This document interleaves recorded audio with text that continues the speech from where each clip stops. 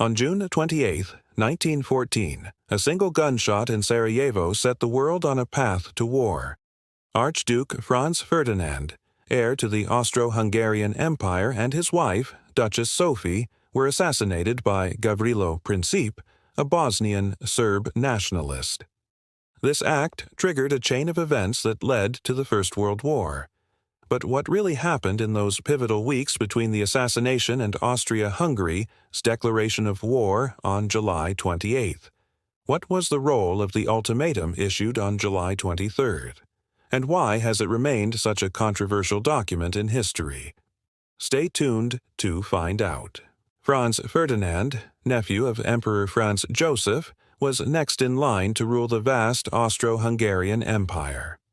On June 1914, he embarked on a state visit to Sarajevo in Bosnia, a region annexed by Austria-Hungary in 1908, despite significant Slavic opposition. Annexation had been a contentious issue, straining relations with Serbia, which championed Slavic nationalism. Tensions simmered as the Archduke entered Sarajevo.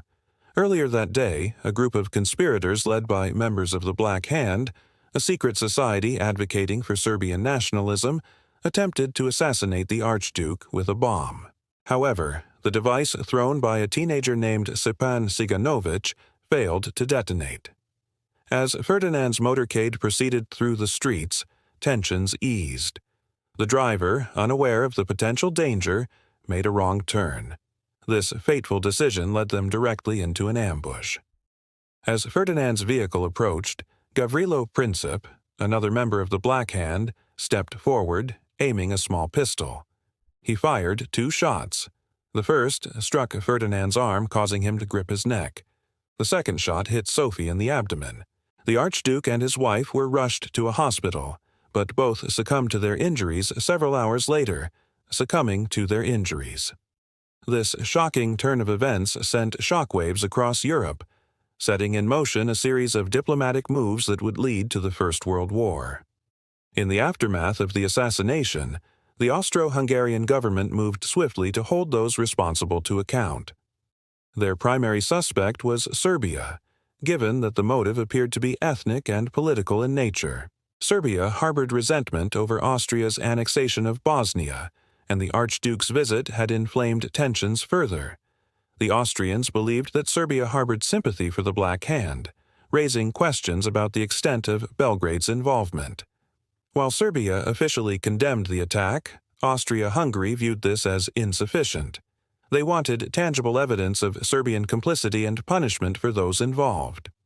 With the backing of its ally, Germany, Austria-Hungary embarked on a diplomatic campaign to hold Serbia accountable for the Archduke's death.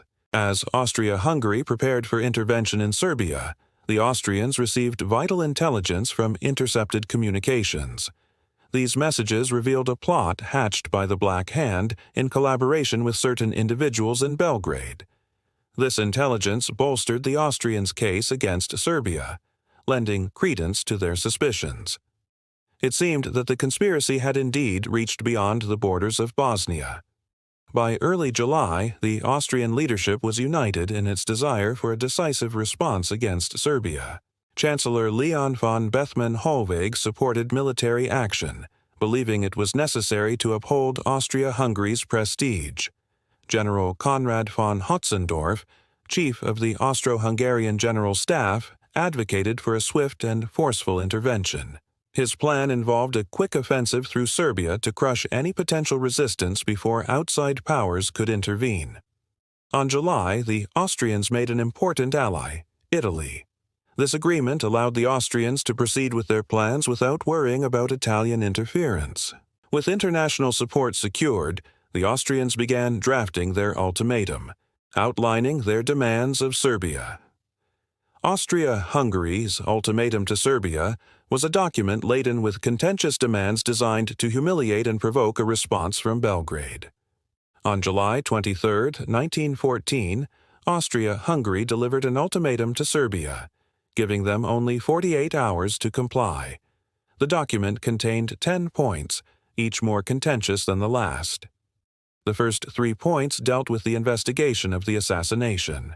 They demanded that Serbia allow Austro-Hungarian officials to participate in the investigation on Serbian territory, something Serbia found unacceptable. Points 4 and 5 pertain to suppressing anti-Austrian sentiment in Serbia. Austria-Hungary demanded the dissolution of Serbian nationalist organizations and the dismissal of any government officials sympathetic to these groups. These demands aimed to dismantle Serbia's national infrastructure. Points 6 and 7 focused on censorship. Austria-Hungary wanted strict control over the Serbian press to limit anti-Austrian reporting and propaganda. They also requested the removal of certain Serbian ministers seen as hostile to Austria-Hungary. Point 8 addressed military cooperation. Austria-Hungary demanded the right to inspect certain military facilities in Serbia to ensure compliance with the other points of the ultimatum. This was essentially a demand to monitor Serbian military capabilities. Point 9 required Serbia to inform Austria-Hungary of all future diplomatic communications regarding the crisis. This was a clear attempt to keep Serbia isolated diplomatically.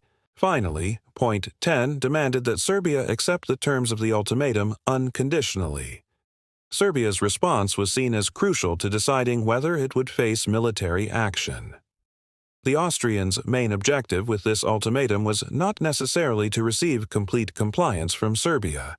Instead, they aimed to create a situation where Serbia would reject certain points, thus providing Austria-Hungary with the justification it needed to invade.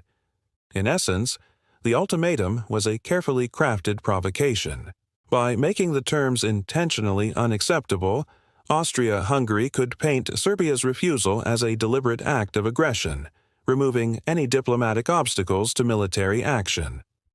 When Serbia responded with partial acceptance, agreeing to some but not all demands, the Austrians were ready to act. They viewed Serbia's response as insufficient, claiming that it did not address the core issues. Within 48 hours, Austria-Hungary declared its intention to treat Serbia's response as a rejection of the entire ultimatum. They announced that they would take appropriate measures, a clear indication of their readiness for war. On July, Austria-Hungary declared war on Serbia. On July, Russian officials ordered the mobilization of their forces. Concerned about the safety of their Slavic subjects, they prepared to defend Serbia against Austria-Hungary. This move prompted Germany to declare war on Russia. The conflict quickly escalated, involving major European powers. The assassination of Franz Ferdinand on June 28, 1914, was the immediate catalyst for the July crisis. The ultimatum served as the trigger that turned diplomatic tension into open hostility, leading to the outbreak of World War I. The ultimatum issued on July 23 played a pivotal role in this escalation. Its purpose was not to seek genuine compromise, but to provide Austria-Hungary with a justification for war. By crafting an ultimatum that left little room for acceptance, the Austrians provoked Serbia into a corner. When Serbia's response fell short of full compliance, Austria-Hungary was ready to act. This set off a chain reaction that drew other European powers into the conflict. It's important to note that the July crisis was not solely about the Balkans. While the assassination occurred there, the impact resonated across Europe. The crisis revealed a continent rife with mistrust and entangled alliances. The system of alliances meant that local conflicts could quickly turn global. In hindsight, the July crisis serves as a stark reminder of the fragility of peace and the complexities of international relations. The assassination in Sarajevo and the subsequent ultimatum and war serve as a case study in how diplomatic failures can spiral into large-scale conflicts. The assassination of Archduke Franz Ferdinand on June 28, 1914, and the subsequent ultimatum issued to Serbia on July 23, 1914, are pivotal moments in the run-up to World War I. The assassination provided the spark while the ultimatum served as the matchstick. Here's a quick recap of why they matter. Assassination of Franz Ferdinand. The killing of the Archduke and his wife by Gavrilo Princip, a Serbian nationalist, set off a diplomatic crisis. It raised tensions in a region already fraught with ethnic and political rivalries. Ultimatum of July 23, 1914. Issued by Austria-Hungary to Serbia, this ultimatum contained harsh demands aimed at humiliating Serbia and providing a pretext for war. By making the terms intentionally unacceptable, Austria-Hungary provoked Serbia into a corner. When Serbia's response did not fully comply with the demands, Austria-Hungary declared war on July 28. These events marked a turning point in European history. The July crisis led to a series of rapid declarations of war that engulfed Europe in a conflict that would last for 4 years. If you liked this video, please hit the like button. It helps us reach more history lovers like you. Thanks for watching.